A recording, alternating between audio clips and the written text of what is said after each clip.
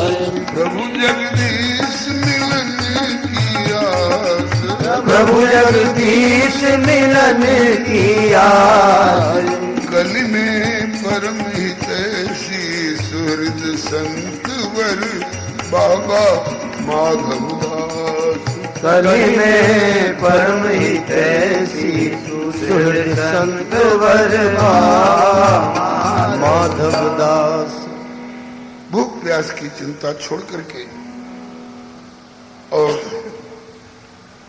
समुद्र के किनारे एक फूटे ढहे मकान में बैठ गए और भगवान का भजन चिंतन करने लग गए। भूख प्यास की चिंता नहीं। ऐसे लोग जो संग्रह करना नहीं जानते हैं, भगवान के भरोसे रहते हैं, इनके लिए वर्णन आया है। गांठिन में पैसा नहीं और मांगत में सकुचाए, तो तिनके पीछे हरि फिरे कि कहीं भूखा ना रह जाए। योगक्षेमम बाह्म्यहम, भक्तों की आवश्यकता की पूर्ति की जिम्मेवारी मेरे ऊपर है, ऐसा उद्घोष करने वाले ठाकुर जी को चिंता लगी। लेकिन कब चिंता त्याग करत प्रभु चिंतन, चिंता त्याग करत प्रभु चिंतन, आय मिले भक्तन जीवन धन, आय मिले भक्तन जीवन धन।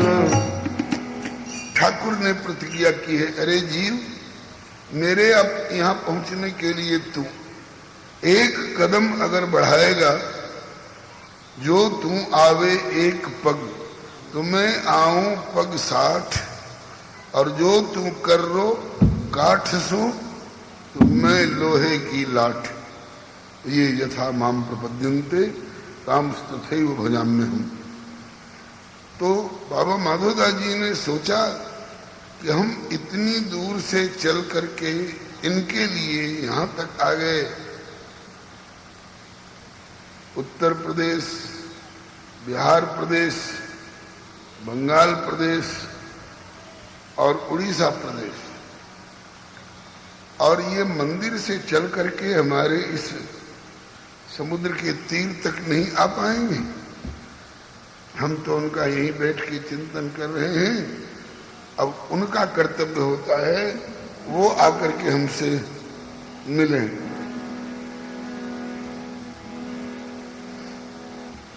किसी प्रेमी का गाया हुआ है कि तेरी चौखट तक आना मेरा काम था, अब मेरी बिगड़ी बनाना तेरा काम है। तेरी चौखट पे आना मेरा काम था, मेरी बिगड़ी बनाना तेरा काम है। जिसको दुनिया में कोई न अपना कहे, उसको हृदय से लगाना तेरा काम है।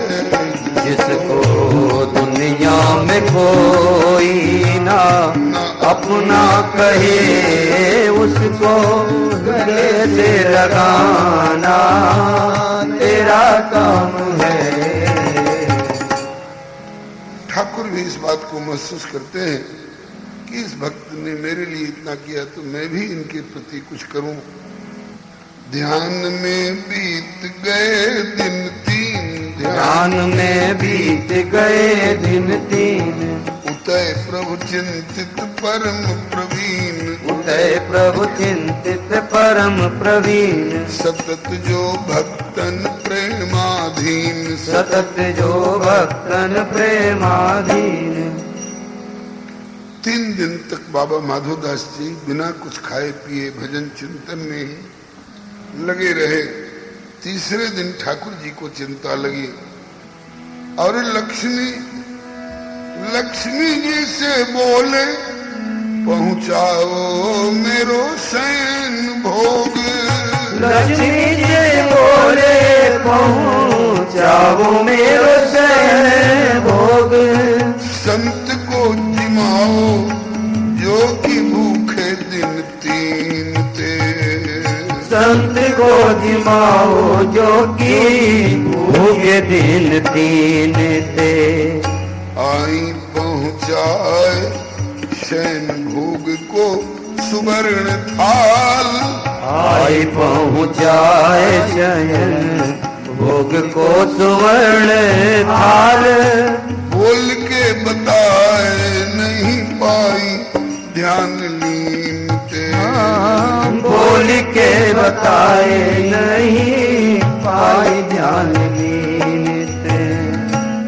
आहट पुजोत पाए जागे जब संत जी। आठ उजोत पाए जागे जब संत जी। प्रसाद देखी मग्न प्रभु की करुणा नवीन ते।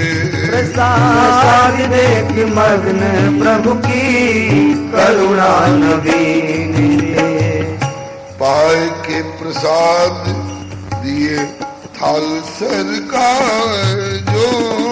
पाए के प्रसाद दिए थाल सरकार जो। संतुष्ट है वैराग ज्ञान और करवा को बीनते। संतुष्ट है वैराग्य ज्ञान और करवा को बीनते। 3 दिन भूखे प्यासे बाबा को ध्यान करते भजन करते बीत गए। जगन्नाथ जी को चिंता पड़ी।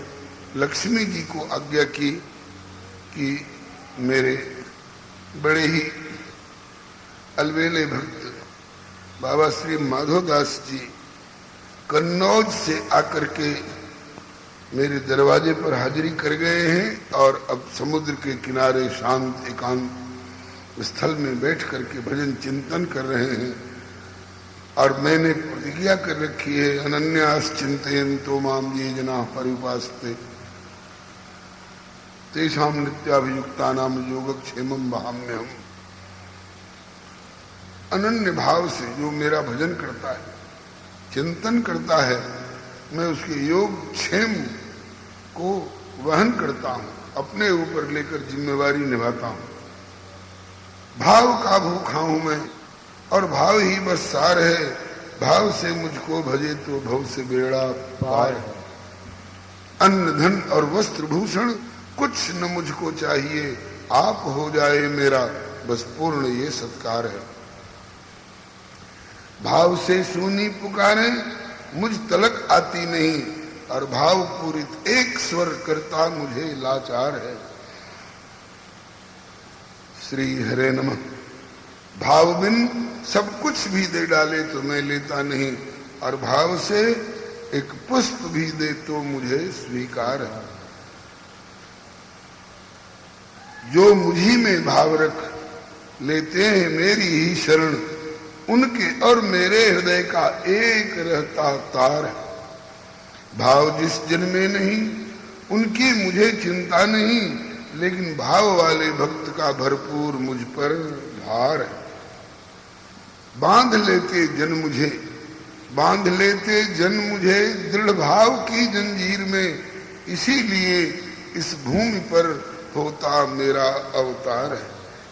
ऐसे ऐसे भक्तों के लिए ही मैं धाम से उतरकर धरती पर आ जाया करता हूं बरबस। श्री हरे नमः। देवी आप इन माधवदास जी के सामने मेरा शयन भोग का थाल भरा भराया ले जाकर के रखो। जगन्नाथपुरी में बहुत भोग लगता है, टोकरी का टोकरी और हड़िया का हड़िया, और एक बार नहीं 13 बार की 17 बार भोग ही लगता रहता है। श्री हरे नमः। तप करने के लिए इन्होंने 2 जगह चुनी है, एक हिमालय पर नर नारायण रूप में और एक समुद्र के किनारे श्री कपिल देव जी के रूप में, और श्री हरे नमः शयन करने के लिए त्रिवेंद्रम और श्रीरंगम, और भोग खाने के लिए जगन्नाथपुरी इन्होंने चुना। लेकिन इतना भोग लगने के बाद भी शयन भोग का मतलब शयन कराने के पहले का भोग नहीं, शयन कराने के पहले जो भोग लगाया गया वो तो शयन भोग है ही। शयन करने के बाद कहीं रात में जग पड़े और इनको भूख लग गई तो, और अथवा इनको भूख नहीं लगी, इनका कोई अपना नातेदार रिश्तेदार कोई ऐसा भक्त आ गया भूखा प्यासा, तो इनको चिंता न करनी पड़े, उसको ये जिमा सकें, इसके लिए सोने के थाल में भरपूर भोजन परोस करके और जगन्नाथ जी के निकट रख दिया जाता है। वही शयन भोग प्रभु ने आज्ञा की कि ले जाओ देवी लक्ष्मी जी, ले जाओ, और श्री माधवदास जी के सन्मुख प्रस्तुत करो, ताकि इस प्रसाद को पा करके और फिर वो भजन चिंतन में अबाध गति से लगे और लगे रहें।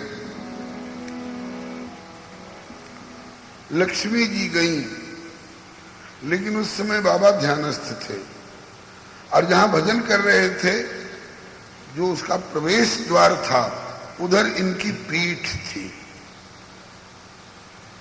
इसलिए कि दरवाजे की ओर अगर हम ताकते रहेंगे तो कौन आ रहा है कौन जा रहा है ये सब दिखाई पड़ेगा, ध्यान बटेगा। इसलिए दरवाजे की ओर तो पीठ कर रखे थे और भीतर दीवार की ओर इन्होंने अपना मुख कर रखा था, संसार की ओर देखना नहीं है। इसलिए बैठे हैं कुटी में, श्री हरे नमः पीठ दिए ये रूप रंगे, हृदय में प्रभु का श्याम घन श्री विग्रह विराजमान है। श्री लक्ष्मी जी आई भोग का थाल लेकर के, स्वर्ण थाल, और चूंकि ये भजन में है इनको छेड़ना ठीक नहीं है, थाल धर दूं और चलूं, जब जगेंगे आंख खुलेगी प्रसाद देखेंगे तो पालेंगे। इस भाव से बगल में पहुंच करके और थाल को बाबा के सन्मुख रख दिया और धीरे धीरे पीछे की ओर लौट करके और ये वापस चली आई। श्री प्रियादास जी टीका में लिखते हैं, बैठे हैं कुटी में पीठ दिए ये रूप रंगे, बीजुरी सी कौंध गई नीके न निहारिये। लक्ष्मी जी आई तो एक दिव्य आभा विभा प्रभा, एक प्रकाश जैसा छिटक गया उस कमरे में, तो आंख बंद होने पर भी जिस आंख में रोशनी होती है उस आंख को अंदाज मिलता है कि हाँ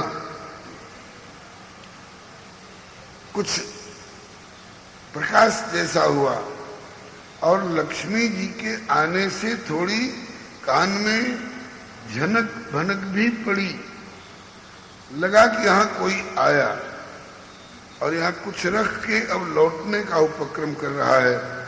लेकिन जब तक बाबा आंख खोलें और लक्ष्मी माता की ओर देखें तब तक माता जी वहां से विदा हो चुकी थी। अब देखी सो प्रसाद बड़ो मन आह्लाद भयो, लयो भागमान पात्र धर्यो ये बिचारिये। भगवान की कृपा का अनुभव किया कि प्रभु ने ये सोने के थाल में और इतना दिव्य प्रसाद भोग मेरे लिए पहुंचा दिया है, ऐसा उनके सिवा कौन कर सकता है। प्रभु के प्रति कृतज्ञता ज्ञापन करते हुए, हे प्रभु, अपने जनों की खबर लेने वाला आप जैसा दूसरा और कौन स्वामी कहाँ मिलेगा। प्रसाद पाए और प्रसाद पा करके और थाल को दरवाजे की ओर अपनी जिधर पीठ दिए हुए थे उधर सरका दिए, आचमन इत्यादि करके फिर बैठ गए भजन में। इधर पंडा लोगों को, पुजारी लोगों को, उनका परिवार बहुत बृहद होता है और सेवाएं बंटी हुई रहती हैं कि रसोई बनाने की सेवा अमुक करेंगे, ढोकर पहुंचाने की सेवा अमुक करेंगे, वहां भोग लगाने की सेवा अमुक करेंगे, जल झारी भर करके रखने की सेवा अमुक करेंगे। और इसके लिए उनको जागीर, जगह जमीन बंधान है। तो जिनकी सेवा के समय में किसी की सेवा अमुक महीने में, किसी परिवार के द्वारा अमुक महीने में अमुक तिथि से अमुक तिथि तक, ये जहाँ पुजारियों का बहुत विस्तृत परिवार होता है वहाँ ऐसा ही हुआ करता है, ऐसी ही व्यवस्था रहती है। तो जिस पंडा पुजारी की सेवा व्यवस्था थी, वो पुजारी सोच रहे थे कि जैसे रोज की तरह थाल मिलता है और उसमें प्रसाद मिलता है, वो हम अपने घर पर पहुंचा देते हैं, बाल बच्चे पाते हैं, समागत यजमान लोग पाते हैं, उनसे कुछ हमको मिला करता है। इस आशा से जैसे रोज आते थे आए, और लेकिन रोज प्रसाद जो मिलता था थाल का भरा भराया, आज प्रसाद तो दूर, आज तो थाल भी नहीं दिखाई पड़ रहा। खोले जो किवाड़ थार देखिए न सोच पड़ो, खोली जो किवाड़ थार देखिए न सोच पड़ो, करो ले जतन ढूंढिए, करो जो जतन ढूंढे वाही तोर पाए हैं। लाई बांधी मारी बेत धारी जगन्नाथ देव, मारी बेत धारी जगन्नाथ देवी, भेव जब जानो पीठ चिन्ह दर्शाए, भेव जब जानो पीठ चिन्ह दर्शाए। कही तब आप में ही दियो जब लियो याने, कहीं जब आप दियो जब लियो जाने, माने अपराध पाँव गई के क्षमाए है, मानो अपराध पाँव गए के क्षमायो है। भइयों प्रसिद्ध बात कीर्ति न मात कहूँ, भई प्रसिद्ध बात कीर्ति न मानियो, सुन के लजात साधु सील यह गायो है, सुन के लजात साधु सील यह गायो है। जब पुजारी आए, किवाड़ खोले, सिंहासन पर पहुंचे तो नित्य की भांति आज थाल वहां नहीं मिला। खोज भई जब थाल की प्रातः मंदिर माई, हारे पतो लगाए के कतहूं पाए ना। अब खोज होने लगी, थाल कहाँ है।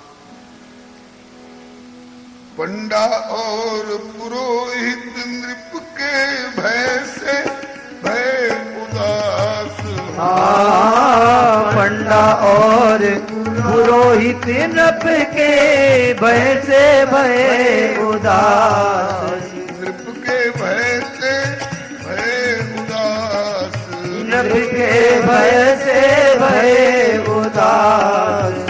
कलि में परम हितैषी संत बर बाबा माधव दास। गली में परमई ऐसी संत बर बाबा माधव दास। अब तो थर थर कांपे पंडा और पुरोहित। क्यों? भाई सोने का थाल गायब हो गया, खोज करो, नहीं मिलेगा तो राजा दंड देगा। जगन्नाथपुरी के राजा के अधीन सारी व्यवस्था, राजा की तरफ से दंड मिलेगा। सब डर के मारे कहां पे उदास होकर के, और जहां तहां जासूस पठाए, जहां तहां जासूस पठाए, जहां तहां जासूस पठाए, जहां तहां जासूस पठाए। सुबरन थाल संत ढिग पाए, सुबरन थाल संत ढिग पाए। पकड़ के बहुत लगाई मार, पकड़ के बहुत लगाई मार। पीठ पर वेतन की भरमार, पीठ पर वेतन की भरमार।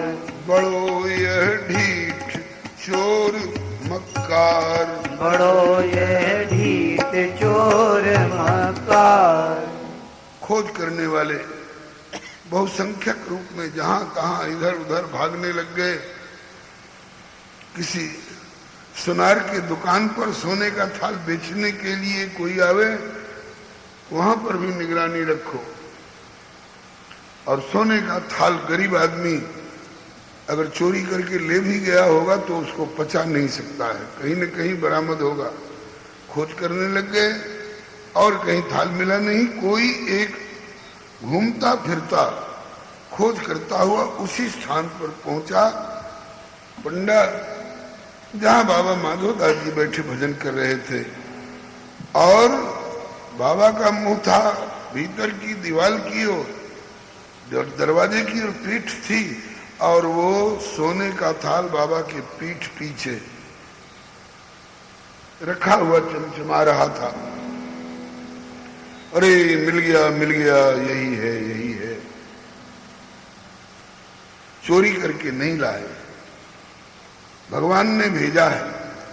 लेकिन पंडों को ये रहस्य कैसे मालूम हो कि भगवान ने लक्ष्मी जी के द्वारा स्वयं भेजवाया है?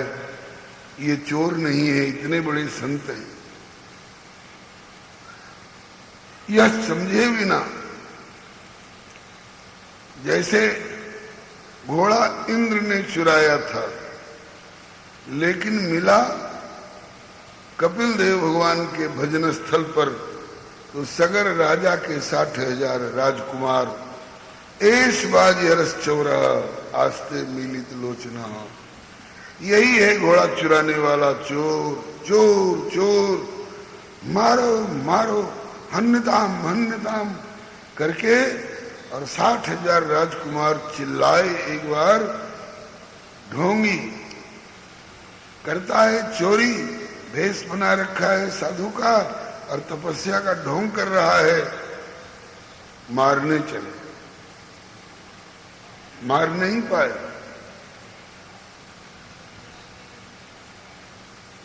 हल्ला से आंख खुली कपिल देव भगवान की, और वे 60,000 राजकुमार जल के राख की ढेरी हो गए। श्री हरे नमः। मानस की एक पंक्ति है, और करे अपराध को और पाव फल भोग, अति विचित्र भगवंत गति को जग जाने जोग। तो यद्यपि बाबा चोर नहीं है, चुरा करके थाल नहीं लाए हैं, लेकिन इन्हीं के पास बरामद हुआ। ऐसी एक और घटना, मांडव्य ऋषि अपने कुटिया में जंगल में बैठ के भजन कर रहे हैं। राजा के घर में चोर घुसे, चोरी का माल लेकर भागे। जगार हो गई, सिपाही दौड़े, पकड़ो पकड़ो। चोरों ने देखा कि चोरी का माल लेकर के तो नहीं भाग सकते हैं, तो चलो माल फेंको, जान बचाओ। माल फेंका, कहां फेंका? मांडव्य ऋषि के कुटिया के इर्द गिर्द। माल चुराया है किसी और ने और बरामद हुआ मांडव्य ऋषि की कुटिया के आसपास। मांडव्य ऋषि को ही चोर मान करके और वाहवाही लूटने के लिए, इनाम पाने के लिए सिपाहियों ने राजा से झूठी शिकायत की और राजा ने भी बिना सोचे विचारे कहा कि ये चोर है। अरे हाँ हुजूर, सारा माल इसी के कुटिया पर मिला है। भेष साधु का बना रखा है, समाधि का और भजन का ढोंग कर रहा है। राजा ने भी बिना सोचे विचारे कहा कि इसको सूली पर चढ़ा दो और चढ़ा भी दिया गया। संत होते तो प्राणांत हो, अगर चोर होते तो प्राणांत हो गया होता, लेकिन ये तो सिद्ध संत भजनानंदी तुरीय दशा में पहुंचे हुए प्राणांत नहीं हुआ, सूली पर ही टंगे रहे। सारे शरीर का छेदन भेदन करके भी सूली इन्हें मार नहीं सकी। बाद में भेद खुला कि रे वो तो ऋषि रहे। फिर राजा ने क्षमा याचना करी। बड़ी लंबी चौड़ी कथा है। अब यहां देखिए, यद्यपि बाबा माधवदास जी जगन्नाथ मंदिर में सोने का थाल अथवा स्वयं भोग चुराने के लिए नहीं गए, चोर नहीं है, भगवान ने लक्ष्मी जी के द्वारा भेजा है। बाबा माधवदास जी को जिमाने के लिए भेजा है। लक्ष्मी जी अगर जिमा करके बाबा को जगा लेती, बाबा जब आंख खोलो प्रसाद पाओ, मैं प्रभु की आज्ञा से आई हूं, मैं उनकी प्राणवल्लभा लक्ष्मी हूं, आप भोजन पाओ और आपको भोजन पवा करके हम थाल वापस ले जाएंगे। ऐसा अगर हो गया होता तो कोई झगड़ाबाजी वाली बात नहीं होती। लेकिन इस बीच वाले रहस्य को कि भगवान ने भेजा है, लक्ष्मी जी के हाथ भेजा है। बाबा ध्यान में थे, इसलिए लक्ष्मी जी ने इनको जगा करके जिमाया नहीं, थाल वापस लाई नहीं, थाल सजा सजाया प्रसाद से छोड़ के चली आई। बाबा ने प्रसाद पा लिए हैं और थाल पीछे खिसका दिया है, जो पहुंचाया है वही ले जाएगा। अब हमको पता भी नहीं कहां से आया है, कौन लाया है, कहां पहुंचाना है, क्या करेंगे। बाबा ने उधर से अपना ध्यान हटा करके और जगन्नाथ जी में अपना ध्यान लगा दिया। ये तो जगन्नाथ जी के ध्यान में लीन है।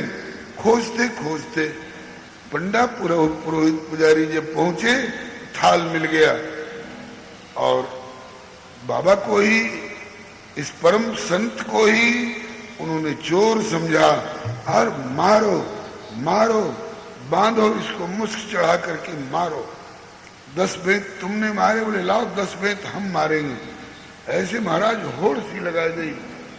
लेकिन बलिहारी बाबा जू के देह पर आई जितनी चोट, लीन है सब जगदीश ने निज अंगन पे ओट। कोई आगे से मार रहा है, कोई पीछे से मार रहा है, कोई बगल से मार रहा है। बेतों की चोट से जो सांटे उखड़े, जो दाग उखड़ गया, वो जगन्नाथ जी ने अपने ऊपर ले लिया। जगन्नाथ जी ने चोट मारी जा रही है बाबा माधवदास जी के शरीर पर, लेकिन उन चोटों को जगन्नाथ जी ने अपने श्री विग्रह, अपनी श्री मूर्ति के ऊपर ओट लिए। इससे ये सिद्ध होता है, भक्तमाल का प्रथम दोहा मंगलाचरण का है, भक्त भक्ति भगवंत गुरु चतुर नाम बपू एक।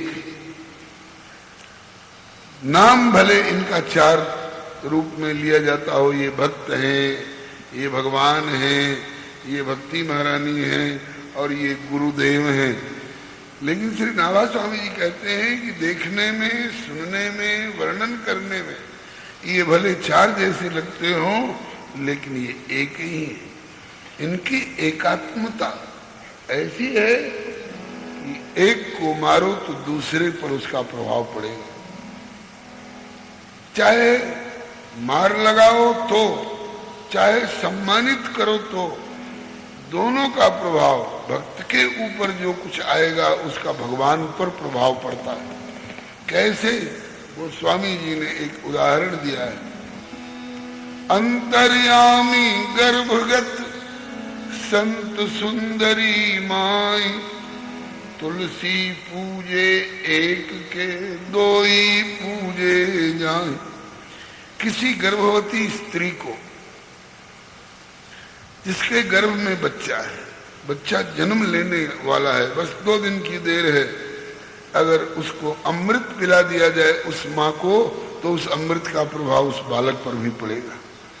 अगर उसको जहर पिला दिया जाए उस गर्भवती माँ को, तो उसके गर्भगत शिशु पर भी जहर का प्रभाव होगा। इसी तरह से भगवान को गर्भगत शिशु कहा गया है, और इन संतों को जिनके हृदय में भगवान सगुण साकार रूप में विराजते हैं, उनको गर्भवती सुंदरी कहा गया है।